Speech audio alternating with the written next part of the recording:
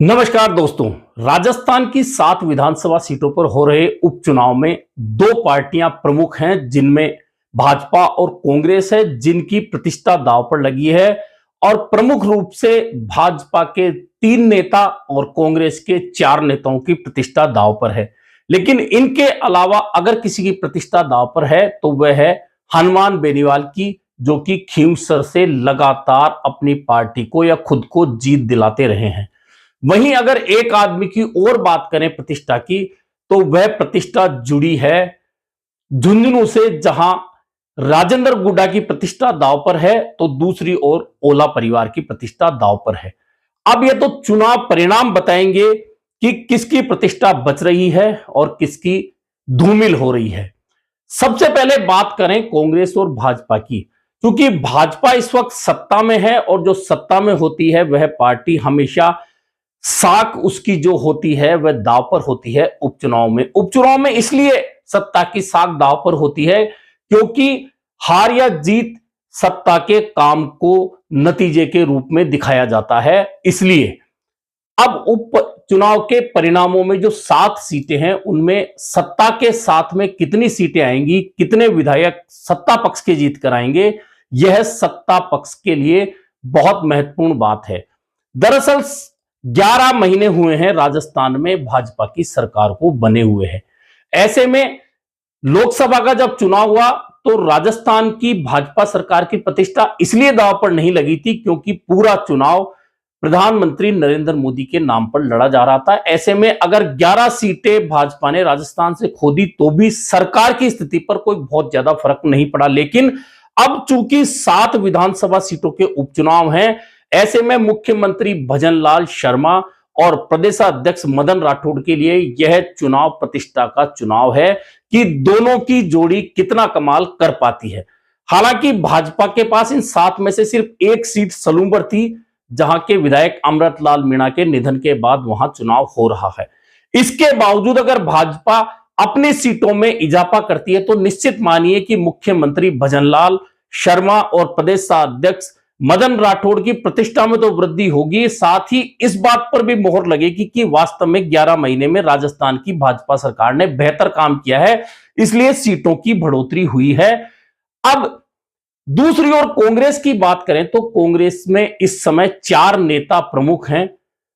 अब 4 में से किसकी प्रतिष्ठा दांव पर लगी है? दरअसल 4 नेताओं की बात करें तो पूर्व मुख्यमंत्री अशोक गहलोत हैं, प्रदेश कांग्रेस अध्यक्ष गोविंद सिंह डोटासरा हैं, राष्ट्रीय महासचिव सचिन पायलट हैं, नेता प्रतिपक्ष टीकाराम जूली हैं और सांसद ब्रिजेंद्र ओला हैं। इसके अलावा सांसदों की बात करें तो मुरारीलाल मीणा और हरीश मीणा की प्रतिष्ठा भी दांव पर लगी है। लेकिन प्रमुख रूप से 4 नेताओं की बात की जा सकती है। अब कांग्रेस की बात करें तो कांग्रेस में किसने टिकट दिलाया, किसके खाते में हार जीत जाएगी, क्योंकि कांग्रेस में तो पहले से ही तय हो जाता है।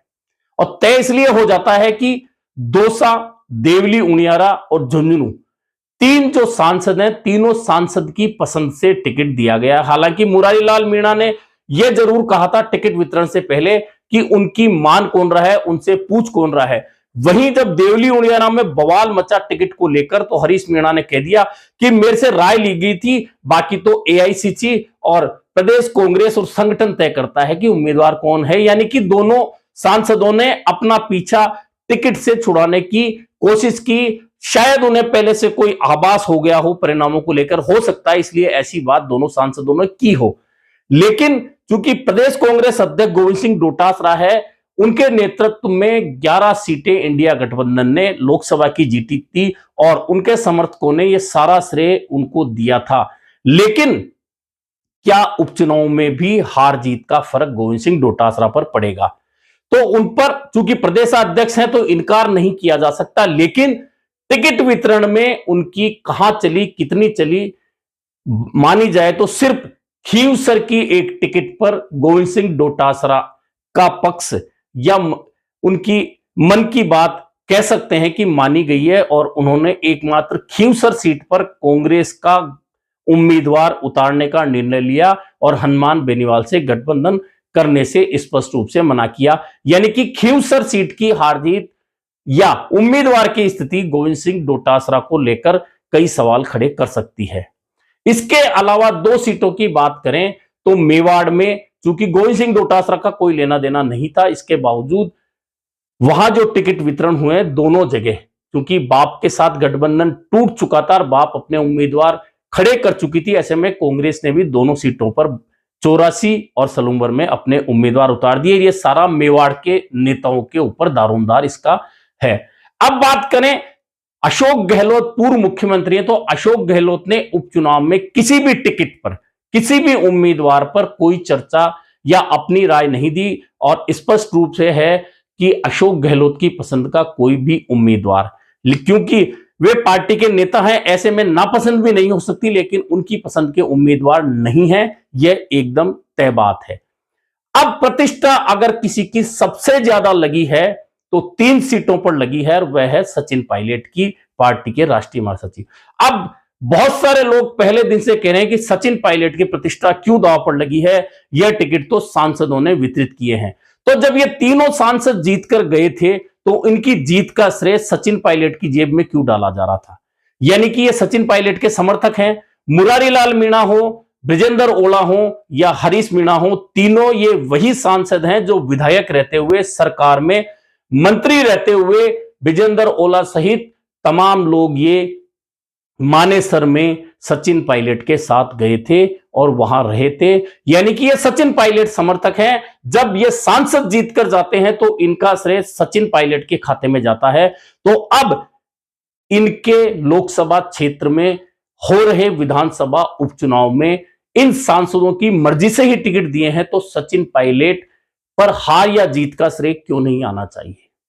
और सबसे बड़ी बात यह है कि अगर सचिन पायलट पर इतना भार नहीं है तो सचिन पायलट एक विधानसभा उपचुनाव में एक ही दिन में 17 पब्लिक मीटिंग करने क्यों जा रहे हैं? यह बड़ा सवाल है।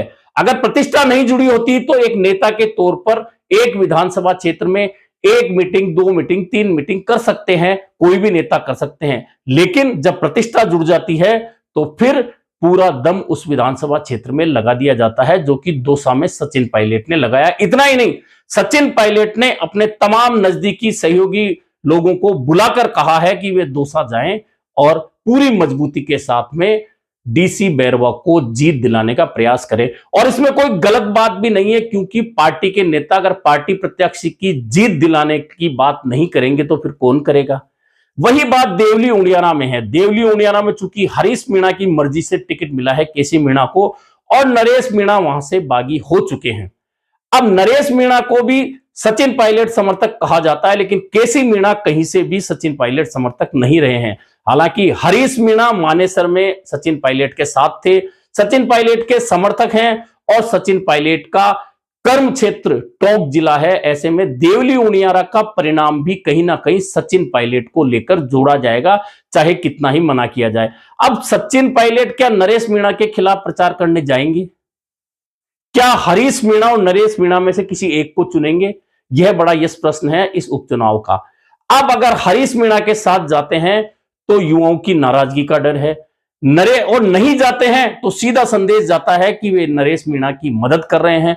अब इस उहापोह की स्थिति से सचिन पायलट कैसे निकलेंगे, यह भी देखने वाली बात होगी।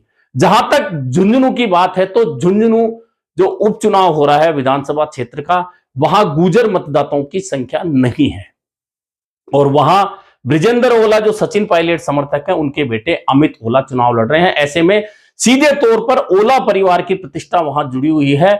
अब अगर परिणाम जो भी आएगा वह सीधा सीधा ओला परिवार की प्रतिष्ठा से जुड़ा होगा। दरअसल ओला परिवार लगातार झुंझुनू में दबदबा बनाए हुए है, चाहे वे सीसराम ओला रहे हों, उसके बाद ब्रिजेंद्र ओला लगातार 4 बार चुनाव जीते और अब सांसद बन गए और अब उनके बेटे चुनाव लड़ रहे हैं। ऐसे में सारी प्रतिष्ठा ब्रिजेंद्र ओला या ओला परिवार से जुड़ी हुई है। और इसके अलावा वहां पूर्व मंत्री राजेंद्र गुढ़ा ने खम ठोक रखा है निर्दलीय के तौर पर। अब राजेंद्र गुढ़ा अब तक भाजपा या कांग्रेस के टिकट के बिना ही विधानसभा में पहुंचे हैं, मंत्री बने हैं। ऐसे में इस बार फिर वे निर्दलीय मैदान में हैं, तो क्या झुंझुनू का इतिहास बदलने में वे कामयाब होंगे? यह बात राजेंद्र गुढ़ा से भी जुड़ी है। और खींवसर की बात करें तो हनुमान बेनीवाल जब से यह सीट बनी है तब से हनुमान बेनीवाल या हनुमान बेनीवाल की पार्टी ही यहां से चुनाव जीतती रही है। अब इस बार हनुमान बेनीवाल ने अपने भाई नारायण बेनीवाल के स्थान पर अपनी पत्नी कनिका बेनीवाल को उम्मीदवार बनाया है आरएलपी का, और रात दिन उन्होंने यहां अपनी ताकत लगा रखी है, खुद को पूरा झोंक रखा है। अब खींवसर का जो उपचुनाव का परिणाम है वह हनुमान बेनीवाल और आरएलपी पार्टी की प्रतिष्ठा से जुड़ा हुआ है। अब यहां भाजपा के पास खोने को कुछ नहीं है, लेकिन भाजपा ने जो उम्मीदवार उतारा है रेवंत राम डागा, वह पिछली बार आम चुनाव में 2023 में मात्र 2000 से हनुमान बेनीवाल से हारे थे। ऐसे में आप सोच सकते हैं कि मुकाबला कितना कड़ा है। और अब चूंकि कांग्रेस ने भी गठबंधन से अलग होकर रतन चौधरी को टिकट दिया है, यानी इस त्रिकोणीय मुकाबले में हनुमान बेनीवाल को पसीने बहाने पड़ रहे हैं।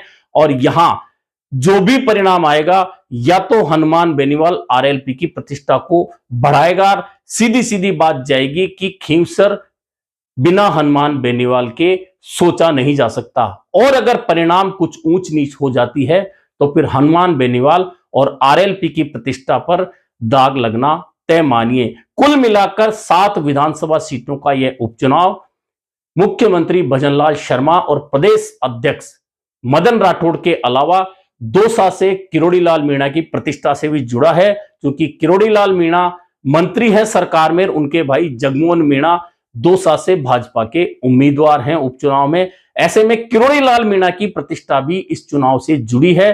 अब देखना यह है कि कौन अपनी प्रतिष्ठा को बचाने में कामयाब हो पाएंगे और किसकी प्रतिष्ठा पर सवालिया निशान लगते हैं। अभी के लिए इतना ही, फिर मिलेंगे नए मुद्दे पर चर्चा के साथ।